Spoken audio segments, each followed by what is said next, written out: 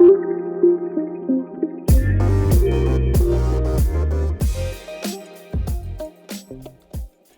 what is up, y'all? I'm your host, Liana, and you are listening to the Butterfly Effect podcast, where each week, me and the occasional guest will have some authentic conversations about a variety of life topics. So we got a little bit of something for everybody here. Thank you so much for supporting me and tuning in. And without further ado, let's get into this week's episode. What is up, everybody? Welcome back to another episode of the Butterfly Effect podcast. Let me just start by saying y'all are some messy people. And why do I say you guys are some messy people? Because y'all trying to be in my... And I'm not mad. I'm really happy. I was thrilled to see the numbers go up. But y'all are messy. Messy. But I don't blame you. Because you want to know what? If roles were reversed, I would be doing the same thing. Because I love to be in people's business. So you want to know what? I'll share it. I'll continue to share my business if that means y'all are going to listen to this podcast.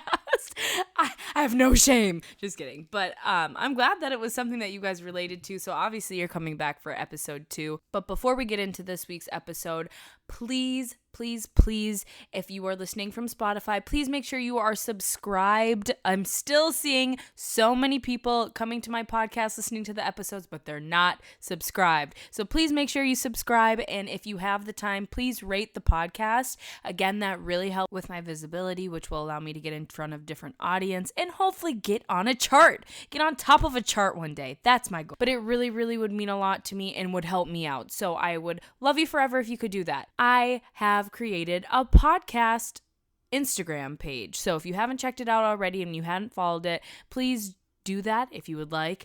It is the letter B, Fly Effect Podcast. That is the full thing. Just B Fly Effect Podcast. Okay, last line of housekeeping. I wanted to take this time and thank everybody for being so encouraging and supporting me with all these episodes so far, and the people who have taken the time to provide feedback and give me constructive criticism. And there really was a common theme, and everyone was saying that I need to get on video in order to grow. So I am taking your advice, and I am happy to announce that I have created a YouTube channel for the Butterfly Effect podcast, and I will put that in the description box below. This episode will be available on YouTube. It will not have live video, but it will be available on YouTube. Future videos moving forward, I am planning to have video so you can watch us on YouTube while we talk, if that is your thing and you prefer that over Spotify. I'm really excited to launch that. I'm excited to be doing some vlogs because my vision is to also start doing vlogs that are documenting like the real life struggle of trying to get this podcast and what all goes into it, on top of just my daily life of living in my late 20s. And so it's just another way to document my growth. So if that is your thing, I would love for you to subscribe to that channel. Okay, enough with all the boring stuff. So let's get into this week's episode. If you remember, last week we left off where the news broke about the track program being cut and Isaiah made the decision that he was going to transfer to Mankato. This week we get into what led up to our breakup, the breakup, and the post-breakup, and the roller coaster ride to where we are today. Little spoiler alert, one of us gets a little emo, but I'm not going to tell you who. All I will say is, in the wise words of Miss Cardi B, I'm a sensitive ass. This was super hard. Man. This is gonna be hard for me to talk about. I'm sure it'll be hard for you, but what do you remember about that day that you found out, how you told me? Paint the scene from what you remember. Well, first of all, I remember the announcement, and I was like, this can't be happening. Like, this there's no way this is real, because we had just like finished super well at conference, and we all came back to campus like on like this rush, and like like I said, sophomore year I had like really bought in to St. Cloud and like my experience there, and like life was just going really well. Your brother had started going to school there, right? Elijah was there. He was there at that point. That was my redshirt freshman year, and I was getting playing time, so like I was like, damn, I'm already playing like as a redshirt freshman in football. Yep. Track's going really well. Yep. Like my brother's here. I've made good friends. I have a Mm-hmm. great girlfriend. Like life is finally going okay.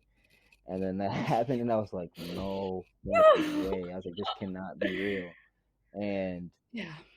obviously, there's a lot of tears, and there's a lot of thinking to do.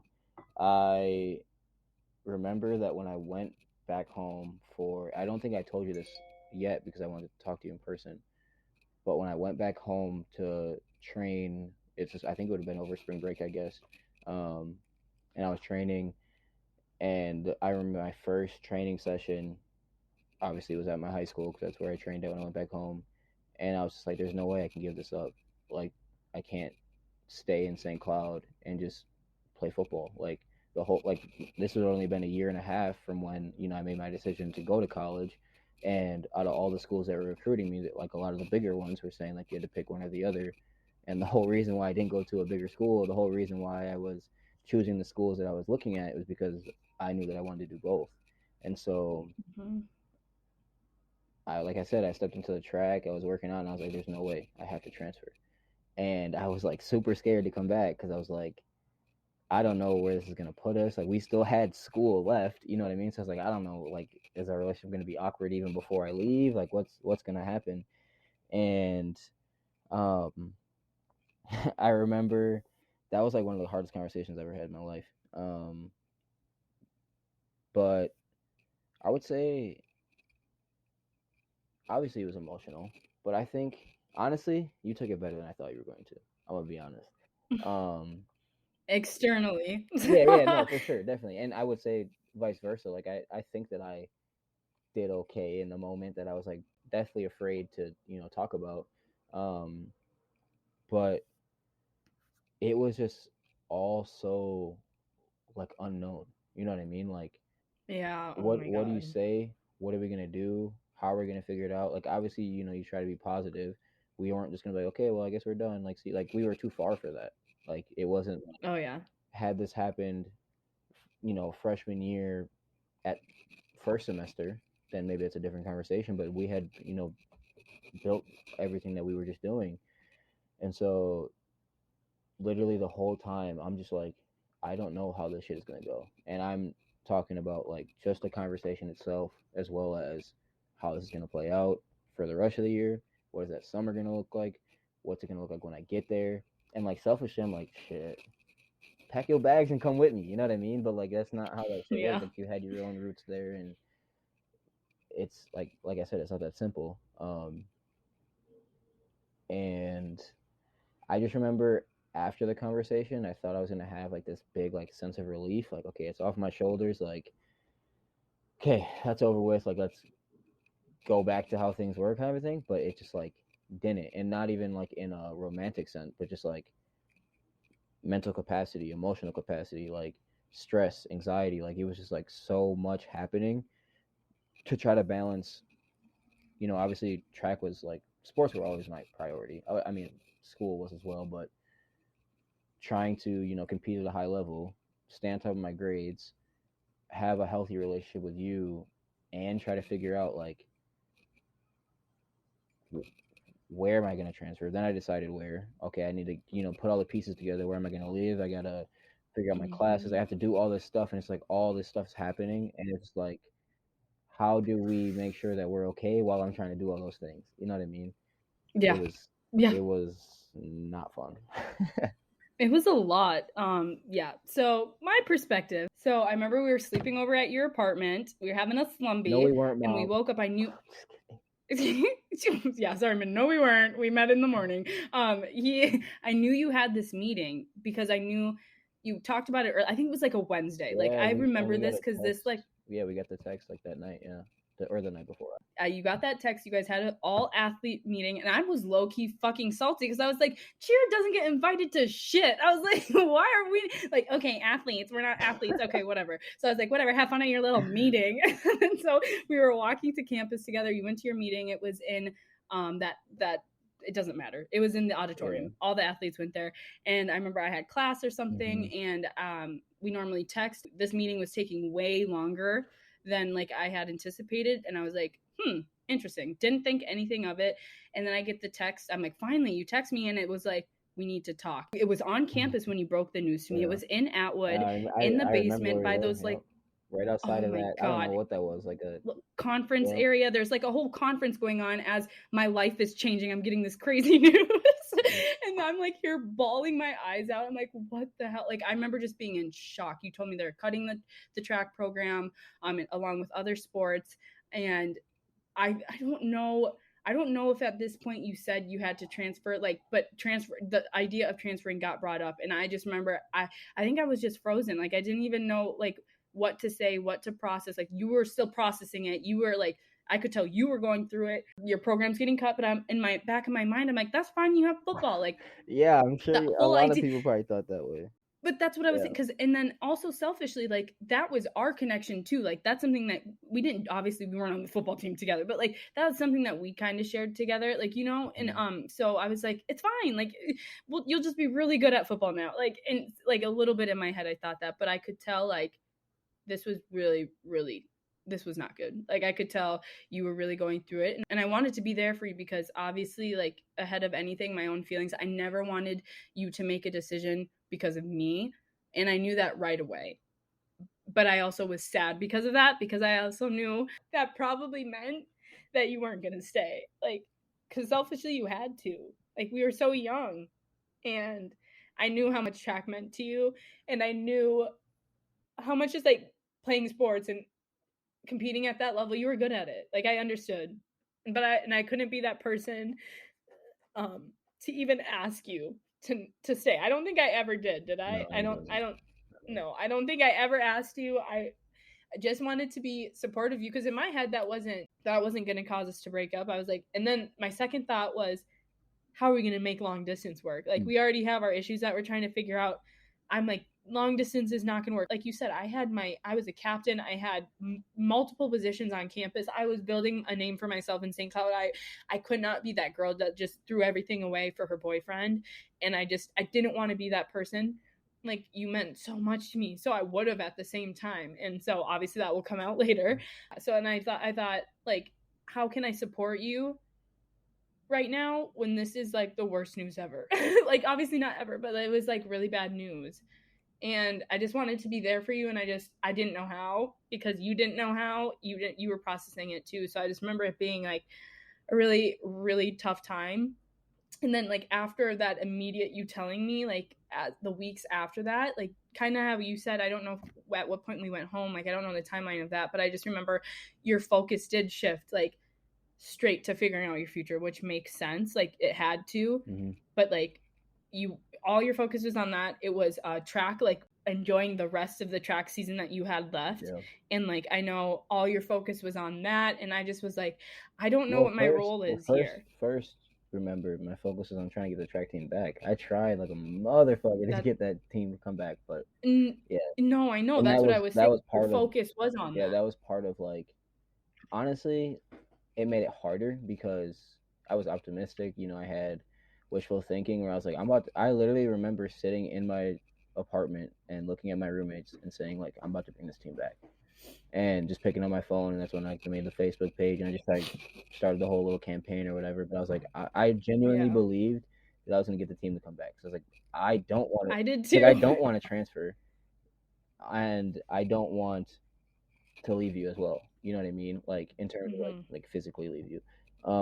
And so I was like, I'm about to bring this team back. Like, that's what's gonna happen. So then when it didn't happen, it was like I went through it all over again, and it was just so fucking hard. Yeah, I remember that. Like, it was like a couple days. It wasn't even that long, but it felt like you were so invested trying to get this back. You had meetings set up, we had fundraisers going. Like, I just remember I also was so optimistic. I was like, he's gonna do it.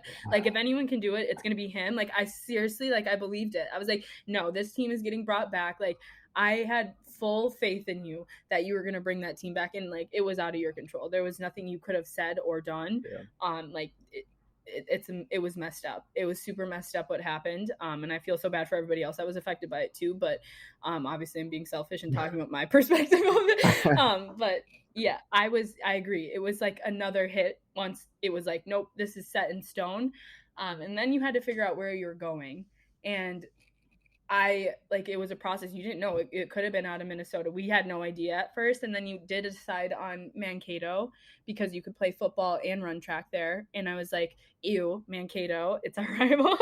But I was like, but at least it's in Minnesota. Like, it was still like 3 hours, 2.5 hours a drive, but I'm like, that's doable. Okay, that's not that far. We can make that work. I'm not transferring there. Don't ask. Like, I was like, that's not happening. We did actually break up once before the year ended, if you remember that. Before summer, we did break up. We had Spanish class together, so that was awkward. And we sat right next to each other. Yeah. But like, and then it was like one of those mini breakups, and then we got back together right away. Yeah. We had a really good streak for a while. Like, we weren't really fighting, and then you like kind of moved in with me for that summer because your lease was up, and then obviously you weren't going to sign another one.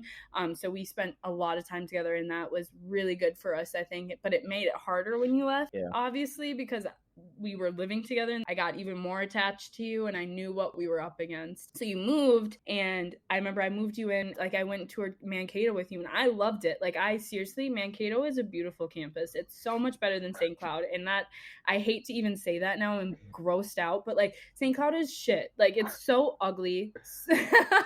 I refuse to claim I'm an alumni. And they still use my face for marketing. I'm like, stop doing that. I don't want to be associated with you. But no, Mankato is so pretty. Like, I felt like I could actually have pride going to Mankato. Like, I wouldn't be embarrassed to say I went to Mankato, and I just felt like I always felt embarrassed. Proud? No, who's a husky? I'm just kidding. So like, I started to see myself there, and I was like, well, if I have you, like, that's really all I need. And like, so I was set on it. Like, I told you, I was like, I think I'm going to transfer. I remember we were walking on campus, and I just saw your face. You got so happy, and I was like, okay, yeah, this is what I want to do. And I really meant it. Like, I really meant it in that moment. I told my parents, my mom was on board. Like, my dad was like, like, I don't know how my dad really felt about that, but I don't think he was probably too happy. I was literally a student at Mankato. I was enrolled in classes. Like, I tried out for the cheer team. I was on the team. Like, I was. Lease. You signed the lease. I never signed the lease, and I felt bad. So no, I felt bad about that because I was like, I really screwed you over on top of the breakup. Like, I really, that one sat with me for a while. It was a blessing in disguise, low key though. Why you say that? So obviously, at first, I was like, what the fuck? This is gonna suck. And I didn't want to live by myself. I still had, obviously a year left of school. And I had already told my roommates that I transferred from St. Cloud with. It was a house of 5 of us. And I already told them, like, hey, Anna's transferring here. Like, I'm out. Y'all gonna have to find another roommate. And so that's exactly what they did. And then when all that happened, I was like, oh, shit, I don't have roommates. And I'm not trying to live here by myself and pay all this money. Yeah. And so, obviously, thankfully, we did it, enough in advance to where the apartment complex is, hey, don't worry about it. Like, we'll be able to fill this. Like, we're not going to make you pay anything. Oh, you can good. get out of it, which obviously I got super lucky with. And then the reason why I say it was a blessing in disguise is because I lived with 3 track transfers that came in, and it was like so dope. They're like the coolest people I ever met. We have like a great friendship still to this day. And it was like, just like, it was a lot of fun. And like, that year in that house is hands down like my favorite memories from probably, like, obviously aside from our relationship, like college in general. Like, they were super dope dudes, and they were hilarious. Yeah. And like, it was a blessing in disguise for sure. Well, I mean, that's one good thing out of that. Yeah. But yeah, I remember like that was tough. Because then I remember we were still having our problems because we were long distance. We couldn't communicate, and I was like, I cannot up and change my life for this relationship when it's not settled, it's not secure right now. Like, it was just not healthy, and I had so much going on for me at St. Cloud. Like, I just could not see myself going through with it. And so I remember the day we broke up. It was at the end of junior year. It was a process. It was like a week-long process. And it was at the end of junior year. I went out. I remember we were fighting so bad. Yeah. And I knew, this is not okay. I was like, this is not healthy. This is not okay. Like, something has to change. I remember I went home because it was the end of the year. And then we broke up. Mm-hmm. You broke up with me.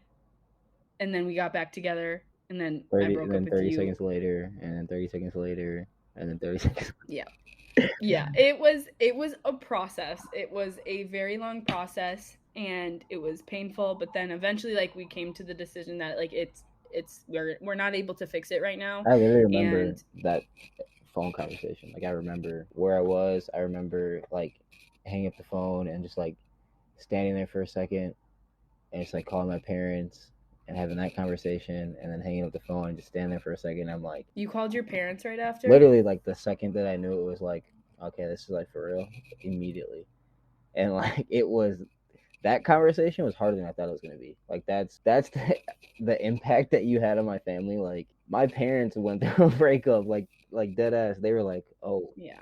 and I could feel like over the phone, like obviously I'm their son, you know what I mean? Like, but they were probably a little, shocked because I didn't really share much.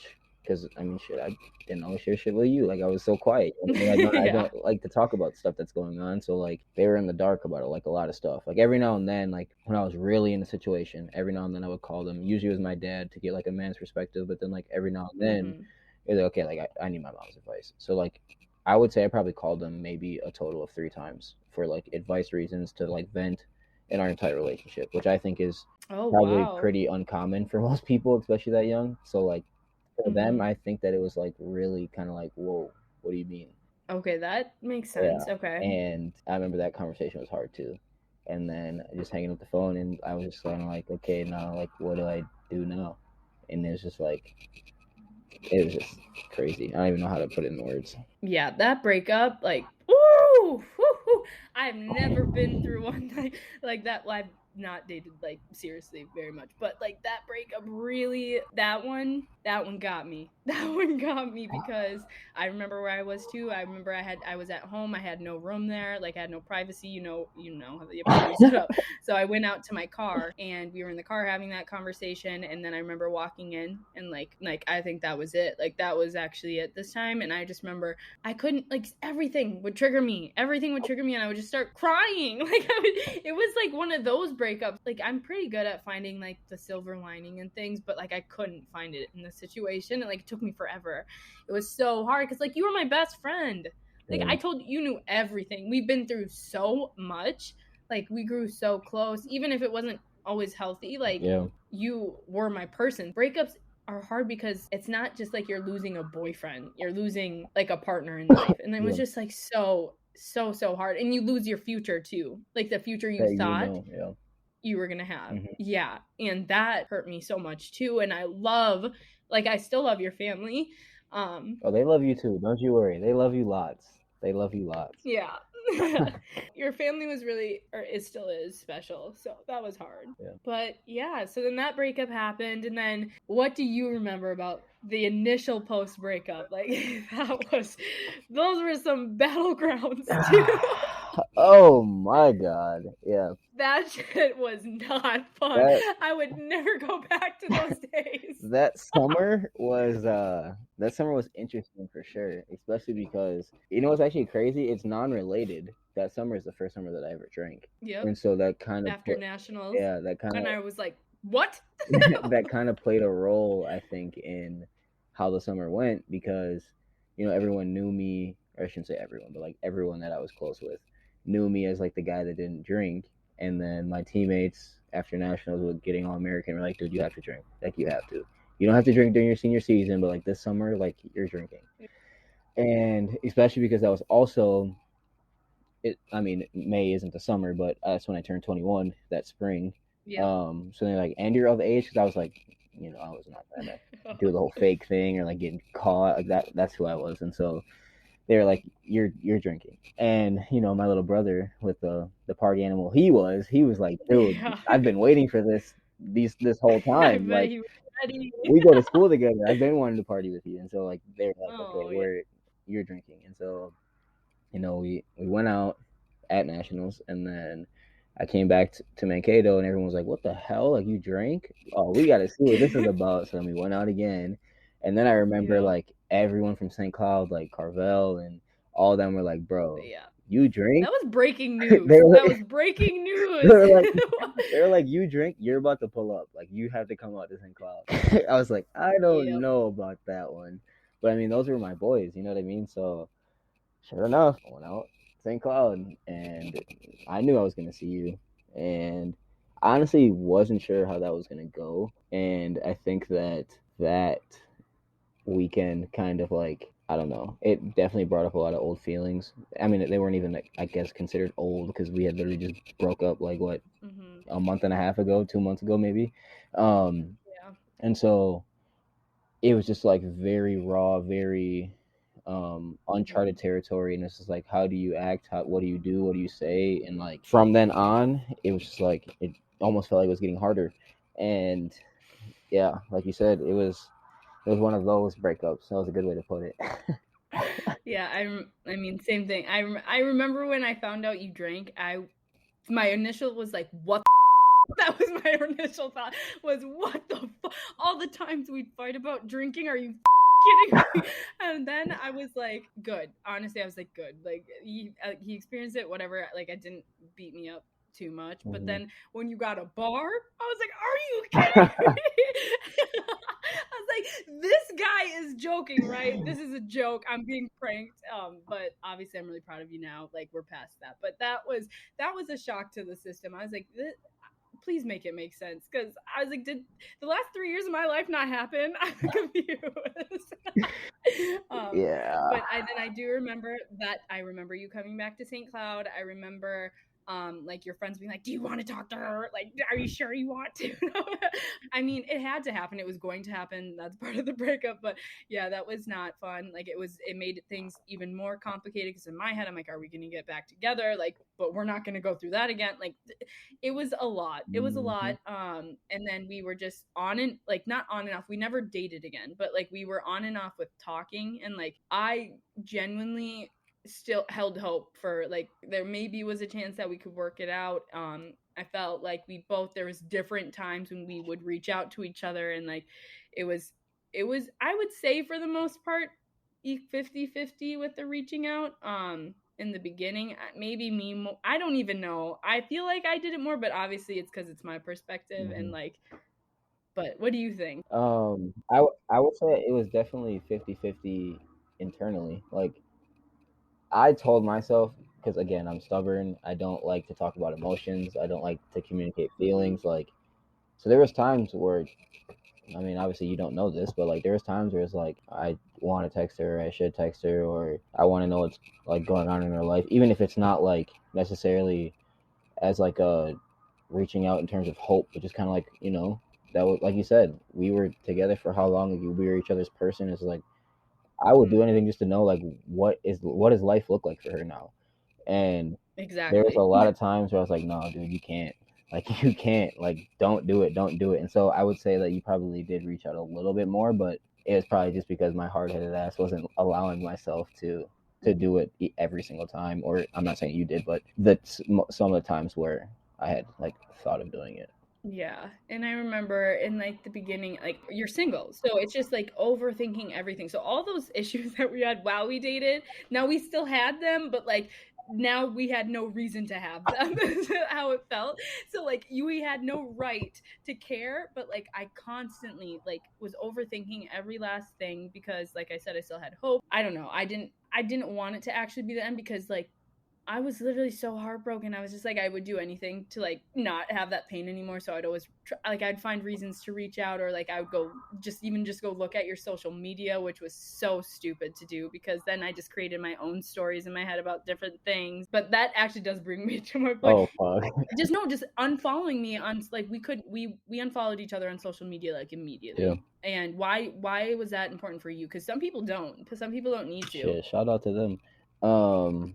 Well, it's for two reasons. One is for my own self, like to keep myself sane. It's like, it's not out of sight, out of mind, because like we just talked about, like, you're thinking about this, you're wanting to do this, you're wanting to do that, but like it's like a mechanism or like a system to put in place, so you're not doing it so frequently or doing things that you're going to regret, or like, it's just like, okay, if I can at least like limit the amount of times I'm exposed to something, it can really help me either distract myself or not do something stupid or whatever. The other reason being is I'm petty. Like, I just am. Like, I'm a petty ass person at times. And so it was kind of like, watch out. But the thing is, I know that, you know what I mean, and Yeah, you own it That's good. it's like it wasn't like a petty like, oh, we're broken up, like now I'm kicking you out of my life forever as like a punishment to you, because like that quote unquote self-righteous or whatever you want to call it.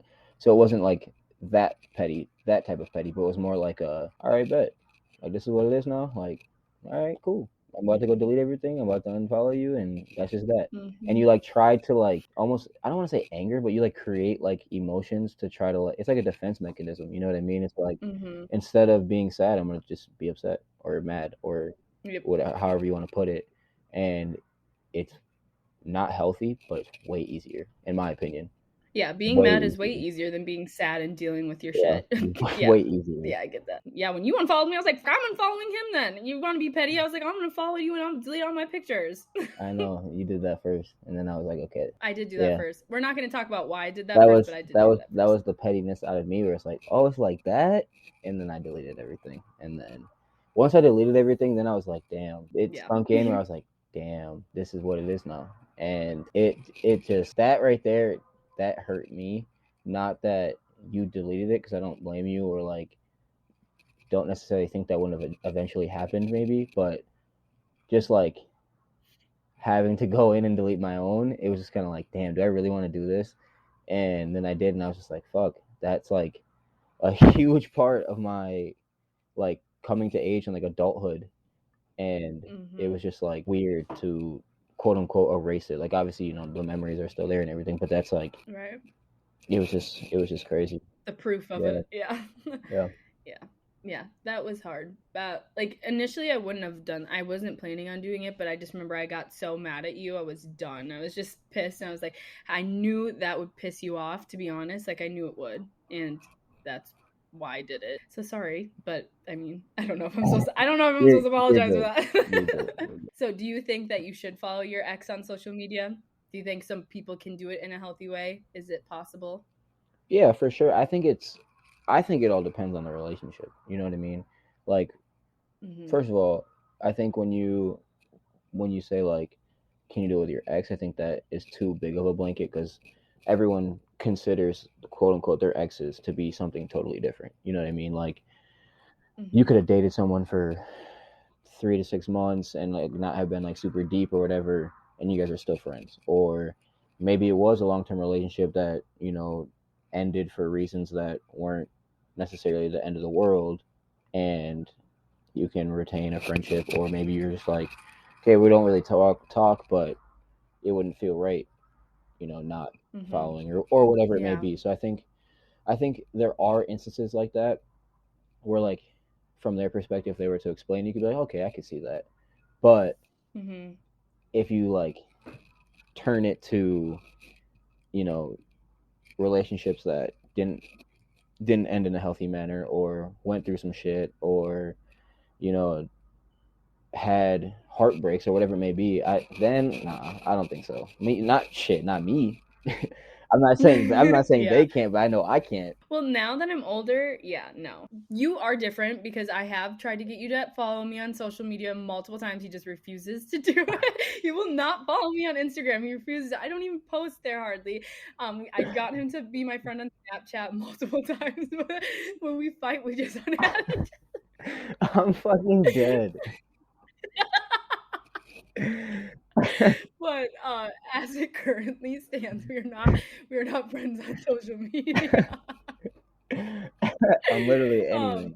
You don't even know. You're not even a Facebook friend. Not even a Facebook friend, but you're still friends with my family. I'm still friends with your family. Like we have roundabout ways. He has my phone number. That's how we stay in contact. Oh, I have your phone number. I have his phone number too. But yeah, social media it's just, overall it's an interesting beast. But yeah, I think it's to each their own. It depends. It's really case by case. Really, how would you describe where we are currently at? You and I?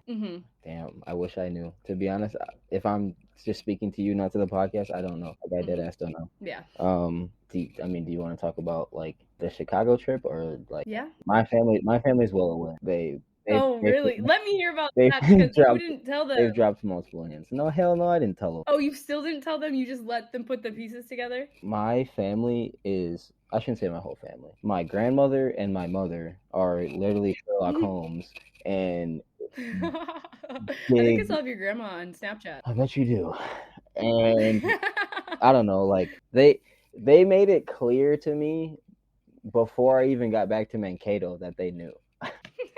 What did he say? They were like, "Oh, there was a cool picture at the bean. Who took it?" Oh. I mean, and it didn't help that you fucking posted a picture at the bean. But I will say, so honestly, what kind of like gave them, I mean, realistically, they would have known and found out, or however you want to word it, anyways. But my parents came to Mankato that weekend. And so, while you were while I was in Chicago. And Oh. so they came up and they were expecting to see me and stuff. And I remember before they left, I was on the phone with my dad. And then I was like, "Oh, yeah, I won't be there." And he's like, "What? Where are you going?" And I was like, "Oh, I'm going to Chicago." And he's like, "Chicago?" He's like, "What you going to Chicago for?" And then I was like, "Oh, I'm just, I'm just trying to get some business concepts. Like, I just want to, travel, and I'm trying to." Which wasn't a full Right. lie. I'm trying to, get ready for when I go open my own restaurant in Austin, like to have a lot more than just my experience in Mankato. I want to truly go see more. And he was like, "Oh, that's dope. Like, I'm glad you're doing that, whatever." He's like, "You know who in Chicago, right?" And I'm like, Yeah, I'm like, "Yes, Dad." Take I'm a like, guess. "Yes, Dad, I know who's in Chicago." He's like, "You want to see her while you're out there?" And I was like, nah, I don't plan to. And he's like, "Oh." Nope. He's like, "Oh, all right. Well, enjoy your time." So you lied to your own dad. Yeah. And he's like, "All right, well, have a good time out there." And I'm sure he told my mom. My mom probably knew right away. Like, she's like, "I'm not buying that bullshit." And then, like I said, before I even got back to Mankato, I get a text from my mom, and I was like, "Oh, I saw your picture at the bean. Like, who took it?" And I was like, "All right." And I was like, "Oh," I was like a stranger, and then all she responded back was, "Hmm." And then I just didn't respond. So I'm like, "All right, I'm not about to have this conversation with you." And then I came back literally for Christmas. So this is however many months after, 8 months after. I just came back for Christmas, and my grandma's like, "Oh, how's your Chicago trip? I saw you at the bean." And I was like, "Okay, Bubba." Months I was like, "Calm later. down. I was like, we're not doing all this." That's funny. Yeah. I'm an open book. I be talking, so my Oh, parents know every single time I talk to you again. Like, they know. Oh, Isaiah's coming to visit. They know. We don't know. They don't know. Nobody knows. Right. That's where we're at. Yeah. We're not going to get into all the details. There's this journey has been up and down a roller coaster like so many times. Like, that's why when we say we don't know where we're at, we literally don't. All I can say is I'm just really thankful for you, especially recently. Like, I know I do understand how much you do care about me, and like, when you say that you're always there for me, you mean it. Mm-hmm. And I think that's really all that I care about, I guess, right now. And then I'm just happy that we're on a good page, because we've been through a lot. Yeah. I definitely would not be okay, like, knowing the role that you played in my life, and like all that we've been through, and like, just like I said, the role that you played in my individual personal life, like aside from us as a couple, like just you to me, I would not have been okay, like if we were at a stage like to where it's like, okay, we're never going to speak again, and it's going to be based off of like bad terms. And like, I don't think that either one of us are like ever going to, wish poorly on someone. But if we were to ever be in like a position to where like we're just, nope, we don't fuck with each other, whatever, it's just like not that, I personally would not be all right with that, because of, like I said, the role that you played in my life. I agree. And that's why I'm just really thankful, one, that you came on here and you had this conversation, because I feel better now. Wow, I was so nervous. I know you were nervous. It was really uncomfortable, but like, it was also really fun, like going back and thinking through some of the memories. And it was just like, oh wow, like I forgot about that, or like, it's just really cool to hear your perspective on things, like now that we're so much more removed from the situation, emotions aren't as high, like when we think about it. That was a long time ago. It was like, we're 20.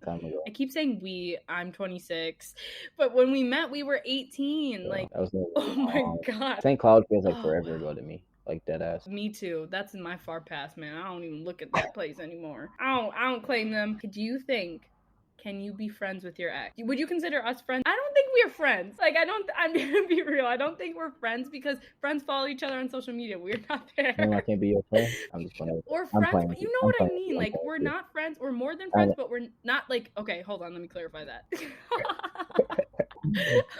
I mean, like, saying your friend feels like an injustice to our relationship. Mm-hmm. Like, I'm downplaying it. Like, calling you a friend. You are a friend, obviously, but like, you're somewhere in between Yeah. a person that I value very much. Yeah. But yeah. I mean, I guess so to answer your last question, are we friends? I would say no, we're not friends. No, Yeah. we're not. I would agree with what you said. But your first question, can you be friends with your ex? In my honest opinion, I would say that if you at any point were in love with that person, you can't be their friend. At least not their forever friend, not their ongoing friend, because I just feel like I'm putting myself in, a position of being in another relationship. Like, my woman, my wife, my whoever can't still be in contact with someone who they were in love with. You know what I mean? Like, now, you can have a long lasting relationship, you can have a serious relationship, you can, have whatever and still be friends. I would say, but I think if you're like, if you went through what we went through and like felt the way that we felt about each other, then I don't see how you can be friends forever, I guess. But again, like you said, it's like it's one of those things where it's friends not the right word. I don't even know the word for it. Like, because like you See, said, like there's no word for if it. if you were to call, Because I'm not gonna call you an acquaintance. Right. That would be so insulting. Right. And like it's just one of those things where if you have, healed, if you've moved past whatever the issues are, if you've communicated things, if you've gotten to like a good place individually in both, as a relationship, I guess to call it, the collective, you would do anything for each other. You would still wish them great things, like all, so you know what I mean. So it's like it's a weird gray area where it's like, okay, we're not necessarily friends, we're not romantic, but like you still have all that value, you all have all that passion, whatever it may be for that person. Like, I don't know. But again, to like the whole kind of going back to like the following people, like the whole blanket statement of just your ex, then I think it's possible depending on what your relationship entailed. But if it was like anything like ours, hell no. Yeah, we went through it. But hey, there's proof that you can have a healthy relationship with that person afterwards. It just takes time. That's a It good way just to put takes it. time, space, and growth, honestly, because that's all we need. We just need to grow individually. And it's easier said than done. Because in the moment, like, you're not worried about none of that shit. You're hurting, you're mad, you're whatever. You know what I mean? So it's like, it's easy for, someone to give the advice of like, just give it time. Like, someday you guys are gonna yada. You can't even see that far ahead. You're like, nah, fuck that. Nope. Like, you know what I mean? So it's definitely easier Yeah, said than no. done. But like you said, here's proof. If you could have done anything differently, what would you do and why? Damn, you gonna make me just pick one? Or you can list them if you we ain't want. got time for that. We ain't got time for all that. I've had time for lots of reflection. I will say, I'll give you something from St. Cloud and something from Mankato. So at St. Cloud, something that I wish I would have done was just like be way, way, way less stubborn. Like, I'm already a stubborn person, but because I was young and because, I felt so strongly about you and we hadn't developed any sort of, communication skills or like fully understanded the other person like the way we do now. A lot of those issues were just from me being stubborn. You know what I mean? Like, even if it wasn't what caused the issue, it's definitely what added fuel to the flame, and definitely drew a lot of things longer than they needed to go, simply because I'm being stubborn or hard headed, however you want to put it. And just like it was an immaturity thing, like just not being able to remove yourself from those current emotions you're having and just like think of things from a different lens. And then in Mankato, one thing that I wish I would have done differently is learned how to communicate better and healthier, because I know that was like the biggest thing for us was communication, considering we literally didn't know we were going to see each other. I was on the football team and you were a cheerleader, and then I went straight into track, and we're traveling all the time. And it was like, if we're not communicating effectively and efficiently and healthy, what is it? You know what I mean? That was all of our Yeah. relationship was. And what, the 5 times you came to Mankato, or 10 times, or whatever it may have been. And I think I came to St. Cloud like twice, maybe 3 times. And that's a big deal when you're with someone for that long and feel so strongly, and also like worried about the future and what's gonna come, and not knowing. If you can't even communicate, then it's like, that's it, you know? Exactly, yeah. I think that's what I would change too, is if I went back, I couldn't change it because I didn't know what I know now. Right, but right. if I wish I would have had better communication skills, because I just think so much could have got resolved. Not to say that the end result wouldn't have been what it was, but I do think that it would have been a better process. I don't think we would have went through as much as we would have, and I think it would have been a lot easier. I just really wish I wouldn't have, I don't know. I just wish I would have tried to understand where you're coming from more. And I feel like I did, but I didn't do it enough. I mean, I think we had to go through what we had to go through for a reason. So, Right. What is next for Mr. Isaiah Pitchford? What's in your future? Only time will tell. Ooh, suspicious. No, I mean, I have 10 months left in Mankato. Who's counting? Literally me. What is it, October 17th? Yep, I'm staring at a countdown on my whiteboard, actually. I have been in Mankato for way too long. I've been here since 2016. Yeah, I don't know how you do that. And like, I was just talking to my parents about this past weekend. Since I graduated high school, I've been living in a college town. I'm 25 years old right now and out of college, and like, it's just like, I'm over it, you know. And it's definitely hard because I'm in a good situation in terms of work, but there's just so much more to it. Overall happiness and like just things to do, and weather. I hate Midwest weather. So I'll be moving to Austin October 17th, and the reason why it's October 17th is October 8th is the 4-year anniversary of the 507. So I think that's a perfect time for my outro and for me to say farewell, which is going to be very hard. Like we talked about, You built that. yeah, literally, it's going to be very hard to not only leave, but look back or whatever. But it shaped my professional career and has allowed me to really enjoy what I do and figure out what that is and how to do it, and where I want to go from there, I guess. And so I'll move to Austin. Like we talked about before, I own a supplement company called Body Art. So my focus will be, when I move to Austin, I'll have obviously a lot saved up, but then I want to kind of grab, maybe 1 or 2 bartending jobs, to kind of get a feel for the clientele in the area and get a feel for what works. Because I have my concept in my head right now. I got all my notes and whatnot, but once you get down there, things could change. So I want to feel it out, see what it's really like down there. And while I'm doing that, I'll be scaling Body Art and trying to, get into new markets and whatnot. And then once I want to give myself 6 to 9 months. Once I get to the point where I feel comfortable as Austin will be the place that I want to be long term, then I'll get rolling on opening up my own spot. So exciting. Well, I'm excited to see how that goes for you. I really know you're going to be successful. Like, I truly believe that you have such a strong work drive and like a work ethic. So I know anything is possible. And then what's next for me, that's still up in the air. My lease is up in September. I kind of said that on my, what? I was like, what do you mean it's up in there? They got to have some sort of a plan. My lease is up in September, and I like Chicago. Don't know if I like it enough to stay. I have friends here. I like the life that I'm building here, but it's dangerous. It's dangerous and it's expensive, and I don't know. It's just, I like it, but I don't know if I like it enough to stay here forever. I don't really want to move back to Minnesota. I love my family. My best friend's moving back there with my goddaughter. So like, there's lots of reasons to move back, but that just doesn't feel right. Before people start jumping to conclusions, I had wanted to move to, I want this known because I wanted to move to Austin way before Isaiah said he wanted to move to Austin. So I just want this on record. What a coincidence. I'm sure there's text message proof of this. So stop, because I have family there. And crazy. that had always been an option for me.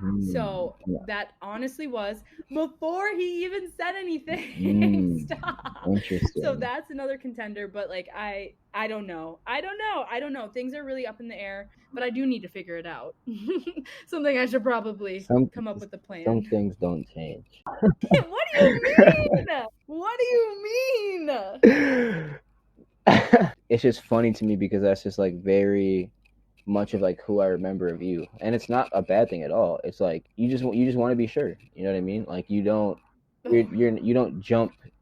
You're not the person to come up with something and be like, yep, that's what I'm gonna do, and then you just do that. You know what I mean? You're cautious. You plan it out. Some of it's probably second guessing. Some of it's probably unsure, and it's just funny to hear because like it's like taking me back. I'm like, damn, like this doesn't surprise me at all, to be honest. And again, it's not like a bad thing because it's not like you're sitting on the couch doing nothing. You're like, oh, I don't know, maybe I will get a job. Like you're on your shit, but it's like that next chapter is just kind of like, I have few different options and I'm not really sure which one it's gonna be yet.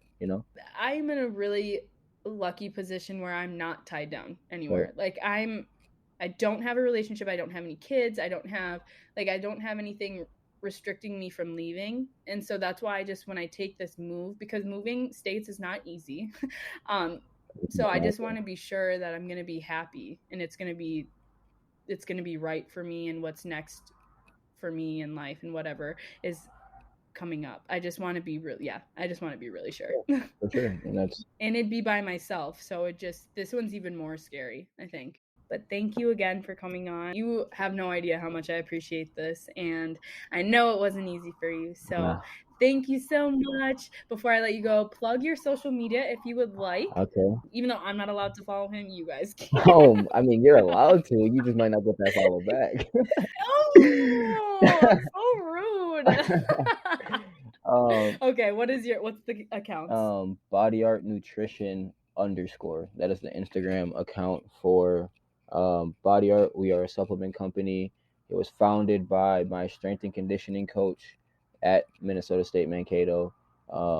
He was selling just protein. I took it over and we have protein. I have pre-workout in production right now, and so that should be done hopefully in 2 months. And if you care to follow the 507, it's in Mankato, but if you're ever in the area, you can stop by. It's a patio bar. We do lots of fun events, lots of great specials, good food, live music, DJs, all that kind of stuff. It will be _the 50 7. Well, you did it. I'm proud of you. I'm proud of us. Same. We did it. Yay! That went smoother than I thought it was going to. Good. Yay. Thank you guys for listening. I hope that this was interesting. I don't care if nobody listens to it. For me, it was therapeutic. And obviously, not a lot of people have this relationship where they can bring their ex on and talk for 2 hours and dig into all the stuff that we went through together. But I'm so happy that you did. Thanks for having me. I appreciate it.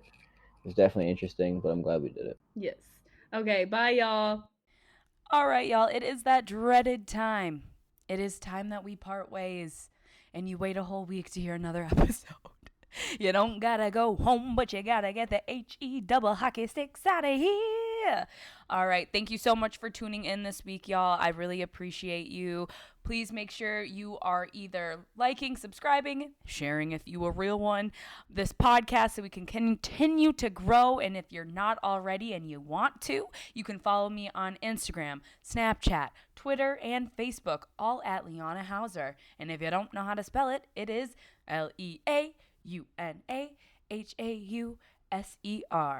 Alrighty, y'all. Thank you so much for listening, and I'll see you next Sunday for another episode of the Butterfly Effect Podcast. Bye!